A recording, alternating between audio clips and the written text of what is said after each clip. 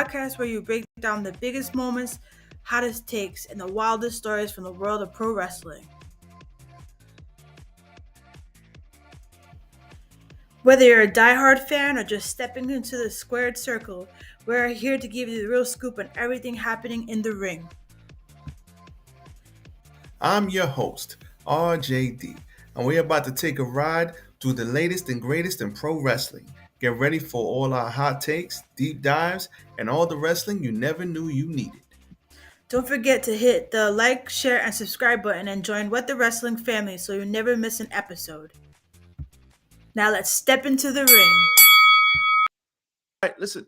AEW, everybody.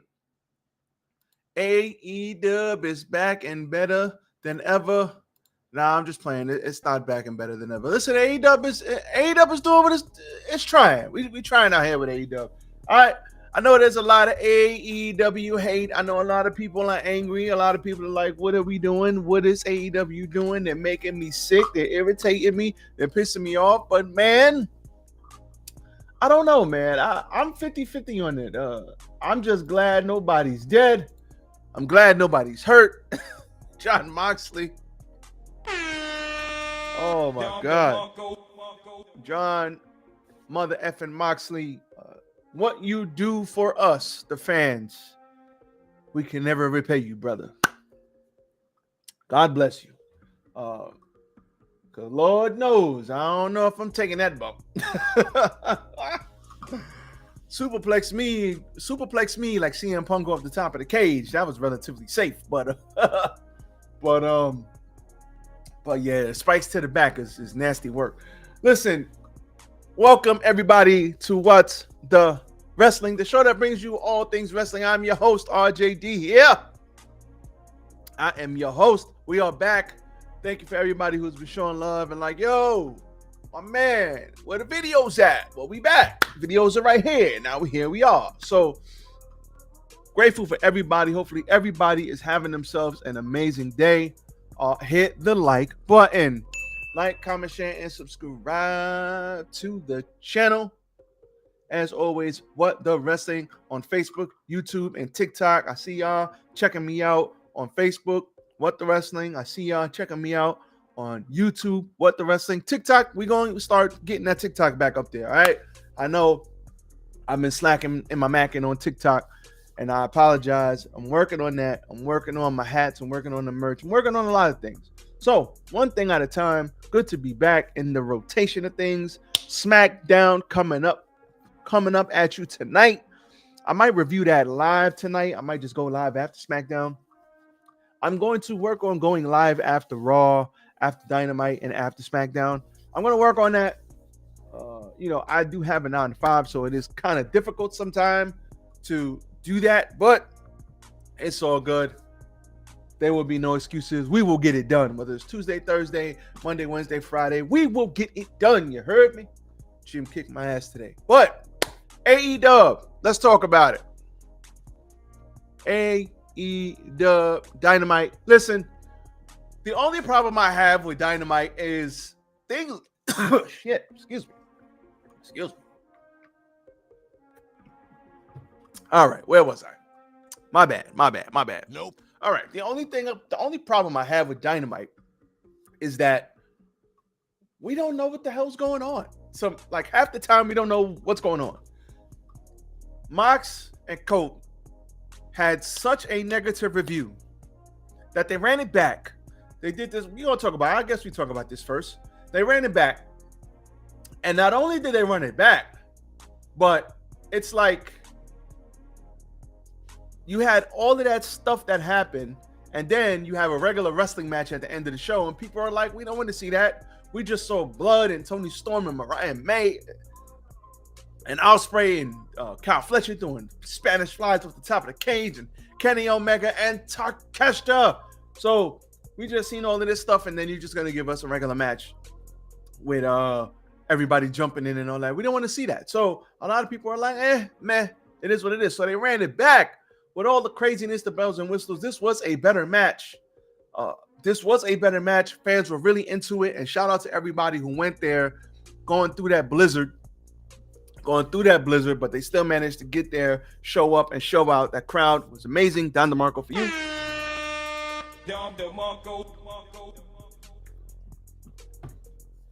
But it's like we see the same shit over and over. Wheeler Yuta comes in. Wheeler Yuta comes in. Pac and Claudio come in. I almost called him Cesaro. My bad. Nope. And then Marina Shafir comes in. There comes FTR. Here comes Willow for the save. And then all of a sudden at the end of this, we get Nick Wayne. Nick Wayne? You stupid. Why? Just to cause... Okay. So Nick Wayne just got a verbal lashing from his stepdaddy, Christian. He just got the verbal lashing of a lifetime.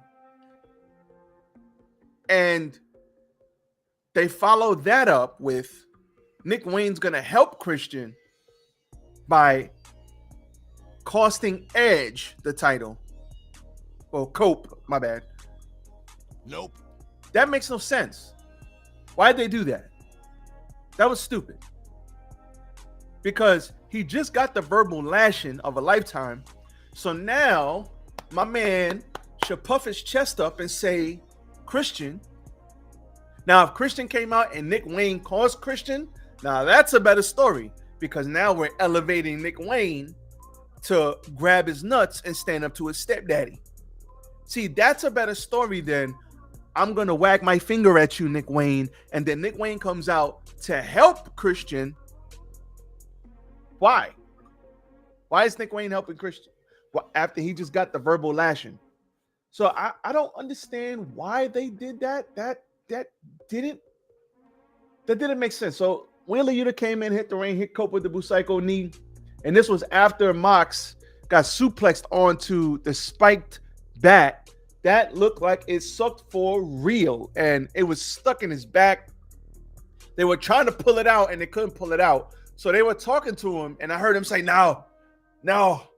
So he was kind of milking it like, this is crazy and the fans love it. So we're going to keep this up. So he kind of milked it and he was bleeding all over the place. It actually wasn't as bad as I thought it was going to be. That could have went wrong a lot of ways, but he suplexed him, and I want to be careful when I say this. He suplexed him kind of as good as you can get suplexed without really hurting yourself, because he kind of landed forward. He didn't land like right on the spike. I mean, he obviously did, but he was forward enough off the spike that it punctured him, but he didn't land like flat on it like that, because that would have been disgusting. That would have been terrible. Like between that and the goddamn cinder block, Jesus Christ, between that and the cinder block, woo! I don't know about that. Hold on, let me fix this real quick, y'all. Hold on. Give me 1 second. I gotta fix this.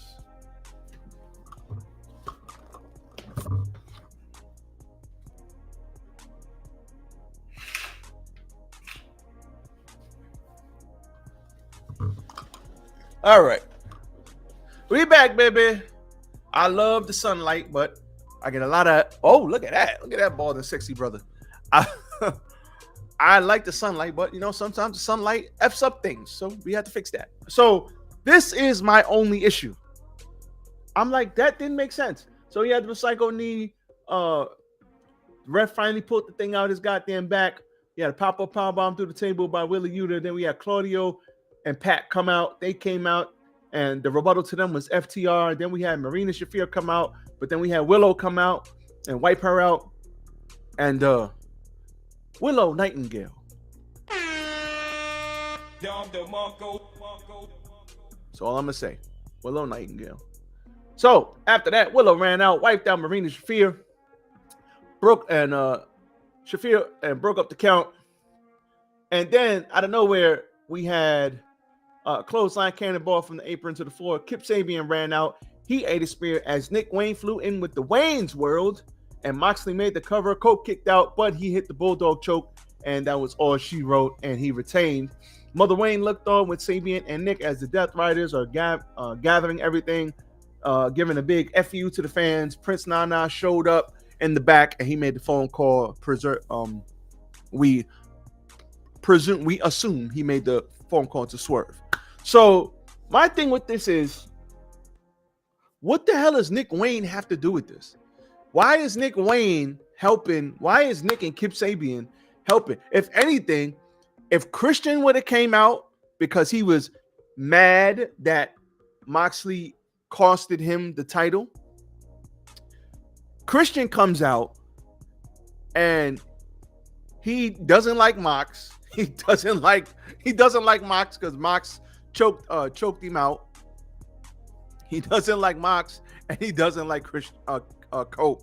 So he comes out, and then while he's doing destruction to everybody, Nick Wayne comes and gives Christian the Wayne's World, and then he's like, oh, F you ain't my daddy.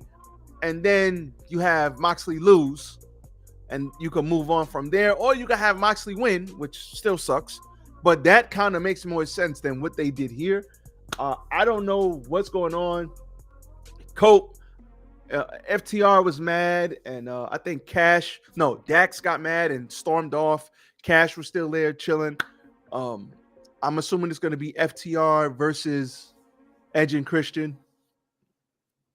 So I'm assuming that's where they're going with this. But yeah, this kind of made no sense, man. I'm not going to be one of those people that say everything about AEW sucks. But I'm kind of confused. Where the hell are they going with this? I don't understand. I don't get it. Another thing I don't get, moving right along, Megan Bayne versus Chris Statlander. Megan Bayne and Chris Statlander had a hell of a match. First of all, Chris Statlander, amazing. Megan Bayne, don't know much about her. She's a big girl. Don't know much about her. Amazing. Tony Storm, amazing. So everybody, all of these ladies, Don DeMarco. All of these ladies get to Don DeMarco. But I don't know, why is Penelope Ford with Megan Bayne? I don't know. Do you know? And my thing is, Megan Bayne versus Chris Statlander. She beats Chris Statlander, F5 to the floor. She kind of threw her into Tony Storm, hit an F5 to the floor, and then she threw her back in the ring, hit another F5, got the pin. Tony Storm came in. They brawled, pull apart brawl. Tony Storm clotheslined her out. She landed on her feet. Tony Storm said, "You're a big bitch." She said, "You a big bitch." Now listen, we have a date with Destiny, and I'm going to rip your tits off. Shout out to Tony Storm. She is absolutely great at what she does. Her character work is A++++. But my thing is, why we got Megan Bayne fighting Tony Storm? We know Tony not losing that title no time soon. She just got the title back from Mariah May. She about to go on a, what's that? She about to go on a Mercedes Moné, John Cena type run. She not losing that shit no time soon. We know this, man. Nope. So why? So Megan Bayne is getting, now, will they protect her in defeat? Hopefully. Hopefully they protect her in defeat. And then I would have much rather see her get built up, maybe go through, if she is going to be the next champion, right? Have her go through a bunch of people and then have her get to the title. Like a bunch of credible people. You know who did this great? Remember Aleister Black? Shout out to Malachi Black. Aleister Black and NXT, Black and Gold. Remember how he came in and he was beating people, credible people, beating another credible person, beating another credible person. Then I remember him beating Adam. He beat Velveteen Dream.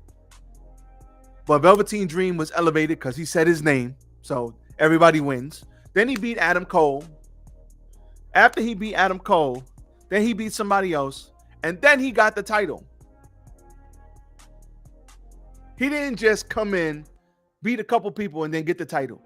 he was built up over the course of months and months and months and months, and then he got the title. Megan Bayne, she just got here, what, 2-3 months ago? 2-3 months ago, she just got here. Well, we just are finding out about her. So my thing is, I'm not opposed to Tony losing the title to her. I think Megan Bayne is great. She's a big girl. She looks like a freaking Valkyrie from God of War. And if you know anything about the goddamn Valkyries, you know them Valkyries were hard to kill, especially the Valkyrie Queen in part 1. Disgusting, nasty work. But if you know anything about them, big, strong, powerful, can work, can go, but we don't know. We haven't heard her talk. We haven't heard her mission statement. We don't know why she's here. We don't know why she's working with Penelope Ford. And then she's going and she gets a title match, but we know she ain't gonna win. So it's like, I love Megan Bayne, but I don't see her beating Toni Storm. Not after she just got the damn title. That ain't gonna happen. So that's an L, y'all. Come on. I mean, these girls, German suplex after clothesline after these guys shut it down. I love Chris Statlander. Chris Statlander is amazing. I wish they would get her back up to that Chris Statlander level before she blew her knee out. I wish she could get back to that when she beat Jade and got the title. I wish she would get back to that. You know, but everybody has cycles and she'll come back around eventually. She's amazing. And Willow, come on, what's not to like about Willow? We all love Willow. Willow is great. Shout out to Willow. That's all I got to say. I'm going to keep it there. But I don't understand, like, the story. The story kind of, I don't know. It ain't hitting. The story ain't hitting. There's plot holes. There's things missing. So let's get up to the beginning of the show where we had Ricochet, Speedball, Mike Bailey, Orange Cassidy, and Mark Davis. Mark Davis had a great showing here. All of these guys are so good. Speedball, Mike Bailey, I really like the presentation. I like what he does. Yes, he has a similar style to a lot of people on the roster, but it's similar, but it's unique to him. He's still him, which is what I like. The end came where Speedball did the rock slide? I think it's the rock slide or the side slide something. All right, I'm sorry. He did the slide to him, rock slide, like it's Pokemon. What am I talking about, man? Nope. He did the backslide. There you go, the goddamn backslide. He did the backslide to Mark Davis. Mark Davis is counted 1, and Ricochet jumps in there, puts his he covers him as well on top of the backslide, puts his feet on the rope, and both of them get counted 1, 2, 3. So both of them will go on to Dynasty to fight Kenny Omega for the belt. But I believe Speedball is in this match to take the pin. I don't think they want to beat Ricochet, and I don't think they want to beat Kenny. So whoever wins this match, albeit Ricochet, and they could just F around and give it to Ricochet. They could. And let him go on I told you I was the best. They could do that. But Speedball is in this match. Now Kenny doesn't have to lose. So you can have a shock win and then you can run it back maybe a month from now, a couple months from now, or you can have him win and then move Kenny Omega over to Okada, and then you got Okada Omega. So you could do that as well. So there's a lot of different things that they can do here, but this was great. This was good stuff. The thing we will never complain about AEW is the work rate. We will never complain about that. Mercedes Moné beat Billy Starks to retain the TBS title. Billy Starks, good showing here. This was great. She took a nasty spill with a swanton off to the ring apron. That looked like it sucked for real. The end came where they traded near falls towards the end. Starks got a John Woo drop kick, a violent water wheel drop into the corner from Starks. Looked for the Sugio driver, but Monet got out of it. She got a foot on the rope. Yeah, she got a foot on the rope. This is awesome. Chance started to come out. Starks went for a somersault senton off the top onto the apron. Monet moved. That was what I'm talking about. That looked like it sucked for real. She crashed. She burned. Then she pulled her back into the ring, locked in the bank statement, and called it a day. Uno, dos, tres. Thanks for coming. We had a video package from MVP and MJF. MJF came back, basically said Darby's off in the mountain, probably dead somewhere. That's cold. Nope. MJF is cold. So we had MJF basically said he might need to get a click of his own, and he talked about the Hangman again. And he says, out of everybody going for the title, Swerve, Darby, all these people, it's going to be him who wants good old Triple B. The devil gets his due ×2, and he might need a click of his own. So he might actually team up with the Hurt Syndicate. We had the Outrunners, another video package from the Outrunners, the unofficial mascots of Omaha Mavericks. That happened. So, I mean, at the end of the day, that was basically it. So, we had a Bandito promo. So, I'm just like, okay. Like, at the end of the day,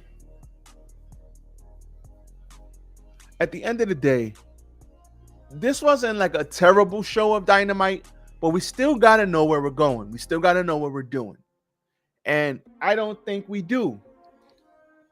The storytelling that used to be in this company and the storytelling now is two different things. And I think until we fix that, they're going to continue to lose viewers. Now they had another death match. We had some more blood. That doesn't bother me, but we still need to focus on keep the main thing the main thing. Let's get the title off of Moxley.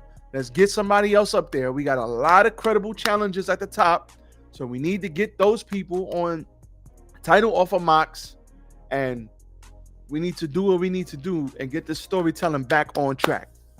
But AEW loved the work rate. Even my wife was like, "Oh my God, did you see this?" So shout out to my wife. And my wife don't even like wrestling, but she likes AEW. So I think the ship can be corrected. Just need to get some more stories and we'll be okay. But that's all I got for you. I'm out. It's on to the next one. I will catch y'all on the next one. Everybody be safe. I'm out of here. Peace.